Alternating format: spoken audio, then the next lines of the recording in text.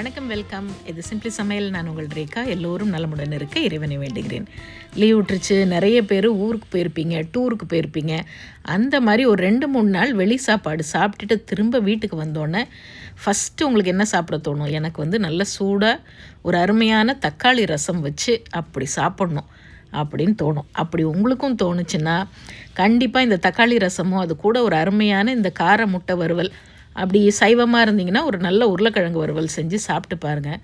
அப்பாடின்னு ஒரு திருப்தி கிடைக்கும் பாருங்கள். அது செம்ம சூப்பர். நம்ம சேனல் புதுசாக பார்க்குறவங்க சேனல் பிடிச்சிருந்துன்னா மறக்காமல் சப்ஸ்கிரைப் பண்ணிக்கோங்க. பெல் ஐக்கான் கிளிக் பண்ணிவிடுங்க. ஆல் பட்டனை ப்ரெஸ் பண்ண மறந்துடாதீங்க. வாங்க கிச்சன் போய் சூப்பர் ரசம் வைக்கலாம்.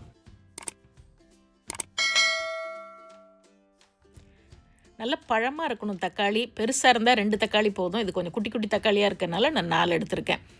அது கொதிக்கிற தண்ணியில் போட்டு மேல் தோலை மட்டும் உரித்து எடுத்து வச்சுக்கோங்க. முன்னெல்லாம் அம்மாக்கள்லாம் வைக்கும் போது தக்காளி நல்லா கையிலே பசைஞ்சு விடுவாங்க. இப்போ சில தக்காளியெல்லாம் கொஞ்சம் கல்லாக இருக்கிறதுனால இந்த மாதிரி தோலை எடுத்துகிட்டு நம்ம செஞ்சோம்னா கொஞ்சம் ஈஸியாக இருக்கும். இப்போ தேவையான பொருட்கள்லாம் இங்கே எடுத்து வச்சுருக்கேன். அது டிஸ்கிரிப்ஷன் பாக்ஸ்லேயும் கொடுத்துருக்கேன். அதில் ஒரு தடவை செக் பண்ணிக்கோங்க. இப்போ மிக்சியில் ஒரு 15 பல் பூண்டு, 2 காஞ்ச மிளகா, கொஞ்சமாக கருவேப்பிலை, மெயினாக கொத்தமல்லியோட தண்டு, கொஞ்சமாக கொத்தமல்லி. இதை இடிகல்லையும் தட்டிக்கலாம், இல்லை மிக்சிலையும் நம்ம பல்ஸில் வச்சு எடுத்துக்கலாம்.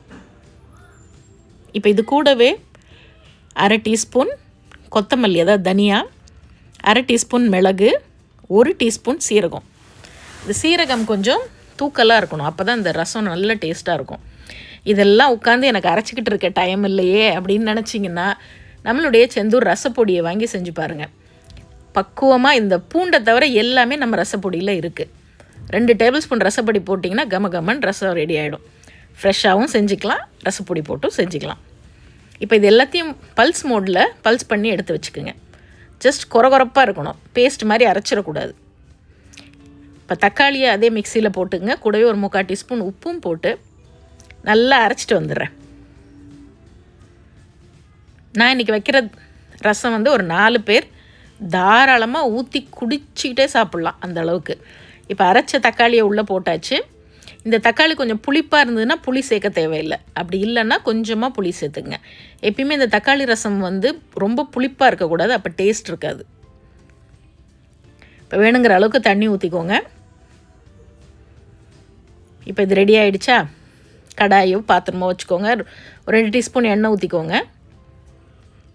1/2 டீஸ்பூன் கடுகு, 1/4 டீஸ்பூனுக்கும் கம்மியாக கொஞ்சமாக வெந்தயம் சேர்க்குறேன், 1/4 டீஸ்பூன் பெருங்காயத்தூள்.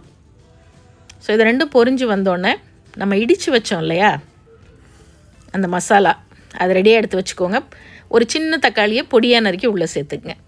அது இந்த எண்ணெயிலே ஒரே ஒரு நிமிஷம் அப்படி வதக்கி விடுங்க.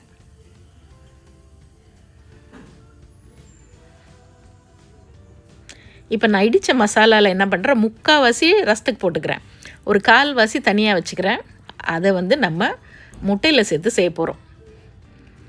இடித்த மசாலா சேர்த்துக்குங்க. 2 பச்சை மிளகா அப்படியே கிள்ளி போட்டுங்க, கொஞ்சம் கருவேப்பிலை, அதையும் சேர்த்து ஜஸ்ட் அந்த தக்காளியோட ஒரே ஒரு நிமிஷம் வதக்கி விட்டுட்டு நம்ம கரைச்சி வச்சுருக்க ரசத்தை அப்படியே உள்ளே ஊற்றிடலாம்.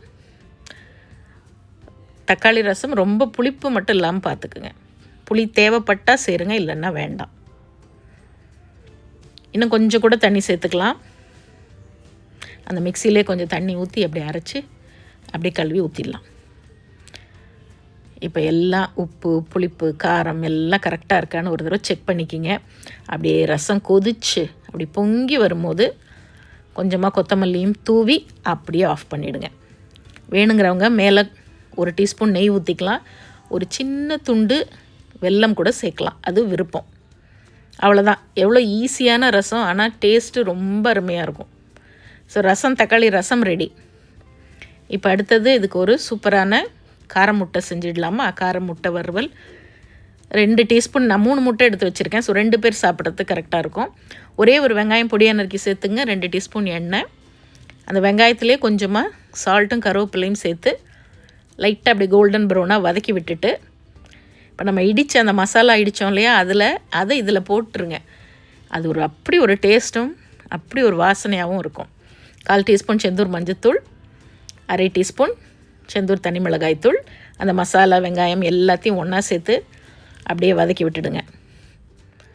ஸோ 3-4 முட்டை கூட சேர்த்துக்கலாம். நான் 3 முட்டை எடுத்திருக்கேன். இப்போ மிதமான தீயில் வச்சு அப்படியே முட்டையை ஃபுல்லாக ஊற்றி விட்ருங்க.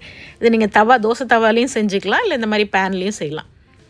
அப்படியே முட்டை ஒரு பக்கம் வெந்தோடனே இது உடையாமல் திருப்பி போட முடிஞ்சிச்சு. நீங்கள் பிஸ்தா அப்படி இல்லைன்னா ஒன்றும் பிரச்சனை இல்லை. அப்படியே மடக்கி விட்டு 2 பக்கம் அப்படியே திருப்பி திருப்பி போட்டிங்கன்னா அருமையாக வெந்து கார முட்டை வறுவலும் ரெடி ஆகிடுச்சு, ரசமும் ரெடி ஆகிடுச்சு. அப்புறம் என்னங்க, ஒரு அரை மணி நேரத்துக்குள்ளே லஞ்ச் ரெடி. ரைஸ் வச்சாச்சு, முட்டை வறுவல் பண்ணியாச்சு, நல்ல சூடாக தக்காளி ரசம், கொஞ்சம் அப்பளமோ சிப்ஸோ கூட வச்சுக்கிட்டிங்கன்னா இதை விட ஒரு அருமையான சாப்பாடு என்ன இருக்க போகுது. எனக்கெல்லாம் குழம்பே தேவையில்லை, ரசம் இருந்தாலே போதும், நான் அவ்வளோ ஹாப்பியாக சாப்பிடுவேன். இந்த மாதிரி உங்களுக்கும் இந்த தக்காளி ரசம், இந்த மாதிரி ரசம் வெரைட்டி ரொம்ப பிடிக்கும்னா ஐ லவ் ரசம் அப்படின்னு சொல்லி கமெண்ட்டில் சொல்லுங்கள். யாரெல்லாம் நம்மளுடைய ரசம் ஸ்குவாட் அப்படின்னு பார்க்கலாம். நம்ம சேனலை ஃபேஸ்புக்லேயும் இன்ஸ்டாகிராம் பேஜ்லேயும் ஃபாலோ பண்ண மறந்துடாதீங்க. இன்னொரு ஃபேண்டாஸ்டிக் ரெசிபியோடு மறுபடியும் பார்ப்போம். இது சிம்பிளி சமையல். நான் உங்கள் ரேகா. தேங்க்ஸ் ஃபார் வாட்சிங். Take care. பை.